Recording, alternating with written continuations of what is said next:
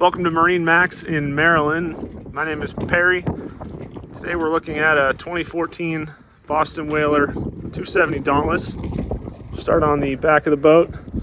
Powered by twin Mercury 200 horsepower four-stroke engines. You got the ski pylon back here. This large seat does pop up. So you got lots of room for cruising around, seating lots of your passengers. Here's your leaning post, freshwater wash down. You got a sink there, cup holders. There is a cooler below. You've also got a 12-volt fridge.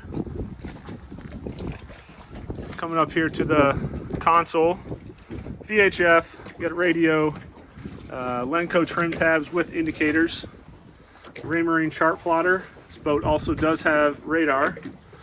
As you can see, about 473 hours on those motors. Digital throttle and shift. Upholstery's in good shape on this boat. You've got twin bolsters, pop up and down. Rocket launchers, and tea bag storage up top. Moving in front of the bow here. Love this boat, has a very large lounger here. Coffin box storage below. Cushions out for lounging. Storage either side, port and starboard. And then these cushions do pop up for front leaning backrests. Bow locker with windlass. Just pop this up here.